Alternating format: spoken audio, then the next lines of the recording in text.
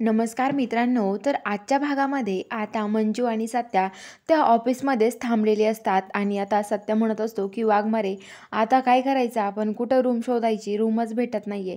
बलमा तिथे येतो आणि म्हणतो की अरे सत्या दादा, रूम भेटत नाही रे, आम्ही सगळीकडे शोधलं. तर आता लगेच सत्या म्हणतो की बरं बरं ठीक आहे. तर बलमा म्हणतो की आम्हाला सापडली तर परत जातो शोधायला.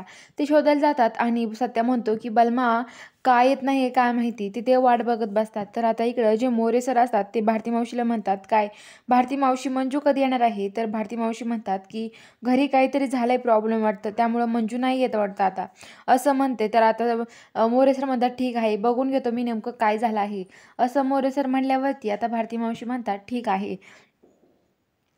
तर इकडं बलमा आणि तो दोघं जण सगळीकडे रूम शोधतात, पण त्यांना रूम भेटते एका ठिकाणी. तर सत्याकडे येते पळत पळत आणि म्हणतात सत्या, एक रूम सापडली आपल्याला, चला लवकर तुम्ही. तर सत्या आणि ते सगळेजण निघतात. तर आता त्या रूमकडे येतात, तिथे जिथं रूम आहे ते पाहिला तर बघतात. तर तिथे ते म्हणतात की इथं रूम आहे का. तर बलमा म्हणतो इथंच रूम खूप गच पण दिसतंय. आणि बलमा त्या मालकाला विचारत असतो, ही रूम आहे का, किती रूम आहेत, कसं आहे घर, कसं दिलं तुम्ही. तर आता लगेच तो मालक म्हणतो की रूम कोणाला घ्यायची आहे, तुम्ही इथे सगळेजण राहणार आहेत का. तो बलमा संग डोकं लावतो. बलमा म्हणतो की हे बघा, ह्या दोघांना राहायचंय. तर मग तो माणूस म्हणतो ह्या दोघांना बोलू द्या, तुम्ही बोलू नका ना. तर आता लगेच बलमा म्हणल्यावरती बलमा म्हणतो मग तुम्ही कशाला बोलताय, जे मालक आहे त्यांना बोलू द्या. तर तो म्हणतो माझा मोठा भाऊ आहे. तर बलमा म्हणतो माझा पण हा भाऊ आहे, मग माझा भाऊ आहे हा पण, असं म्हणतात. तर आता लगेच ते म्हणतात की हे बघा, असं काही करू नका तुम्ही, आणि कोणाची रूम आहे ते खरं सांगा आणि आम्हाला खरंच रूम घ्यायची आहे. ते म्हणतात बरं रेंटने घ्यायची आहे की तुम्हाला डायरेक्ट घ्यायची आहे. तर तो बलमा म्हणतो की भाडोत्री घ्यायची आहे, दाखवताल का आम्हाला. तर तो माणूस म्हणतो की तुम्ही खाली थांबा, मी दाखवतो यांना रूम. आणि सत्याला मंजूला घेऊन जातात आतमध्ये. सत्या आणि मंजू रूम बघतात. तर बलमा ते पण तिथे आतमध्ये रूम बघत असतात.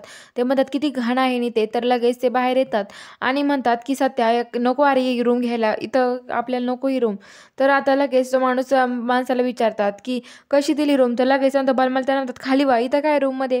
तर आता लगेच सत्याला त्यांना ते सांगतात की 30,000 रुपये आधी ते डिपॉझिट भरावं लागेल आणि नंतर 8,000 रुपये महिना. तर आता लगेच सत्या म्हणतो की एवढे. तर बलमा म्हणतो की सत्या एवढी रो नको, कारण इथं काय भरायची, काय कुत्रं सब उभा राहू शकत नाही इथं, आणि इथं पैसे एवढे द्यायचे आपण नको. सत्या चला आपण दुसरीकडे शोधूयात.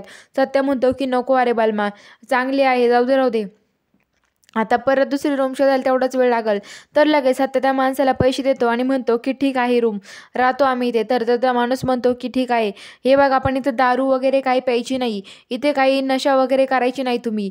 तर आता बलमा म्हणतो की दारू वगैरे, अरे आम्ही काहीच नाही पेत. तर तो म्हणतो की हे बघा, तुम्ही नशा वगैरे काही केलं, मित्र बोलवले, पार्ट्या केल्या, तर आम्ही लगेच पोलिसांना बोलवू. तर लगेच मंजू म्हणते की मीच पोलीस आहे ना, कशाला पोलिसांना बोलवताय. तर लगेच ते माणसं म्हणतात तुम्ही पोलीस आहे का. तर लगेच ते घाबरतात आणि लगेच बलमा म्हणतो की तो नगरसेवक आहे आपला शहापुरीचा, आणि मी तर काही हे माय काही चुरटी बिरटी अशा केस आहेत, आणि हाताने तर लय हाफ मर्डर केले आहेत आम्ही, असं म्हणतात. आणि लगेच तो माणूस घाबरतो आणि तो तिथून निघून जातो.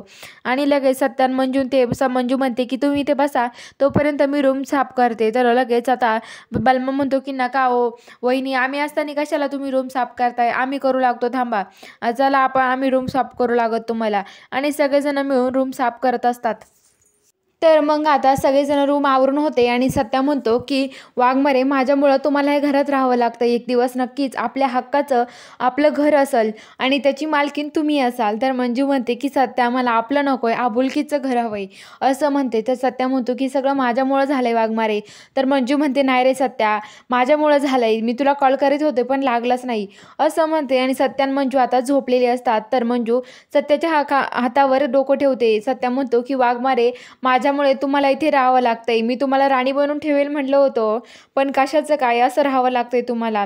तर मंजू म्हणते की नाही सत्या, मी अजून राणीच आहे, मला अजून पण राणीसारखं वाटतंय, कारण तू माझ्यासोबत आहे आणि नवऱ्याच्या खांद्यावर डोकं ठेवून झोपायला भेटतंय ना, त्यापेक्षा सुख कुठंच नाही अरे, तीच राणी असते खरी, असं म्हणल्यावरती आता सत्या म्हणतो की ठीक आहे. तर आता इकडं मंजूला सकाळी उशिरा जाग येते. तर इकडं मंजूची आई झोपलेली असते. अमृता आत्याबाई मंजूजवळ जाते आणि ओरडत असते. तर लगेच अमृता म्हणते, "आत्ते काय करते? मग झोपू दे आईला, रात्रभर जागी होती." तर लगेच ती उठून मंजूची आई उठून ओरडते, "मंजू, मंजू, मंजू." आणि लगेच ती बघायला लागतात. म्हणतात, "का आई काय झालं तुला?" तर लगेच ती म्हणते, की "माझ्या मंजू काहीतरी संकटात आहे. मला माझ्या मंजूकडे जायचं." असं म्हणत असते. तर आता लगेच असं म्हणल्यावरती अमृता म्हणते, "नाही, शांत हो, आपण जाऊ." तर लगेच ती जायला निघते आणि इकडे येते तर ओरडत असते. तर आता जी म्हणजे मम्मी साहेब आहे, त्या मम्मी साहेब ते राग-राग बघतलेले असतात. त्या म्हणतात, की "सोडणार नाही ह्या वन्यब्रटला. हिला तर मी माझ्या घरात कधीच आणणार नाहीये." तेवढं तिथं मंजूच्या आई त्या येतात आणि त्या म्हणतात, "मंजू." तर लगेच मम्मी साहेब बाहेर येऊन बघतात आणि म्हणतात, "इथं काय झालं ओरडायला? तुमच्या पोरीनं नाक काळं करून इथून निघून गेली आहे ती. इथं नाहीये. जा तुम्ही इथून निघून." त्यांना खूप रागाने तिथून काढून देते.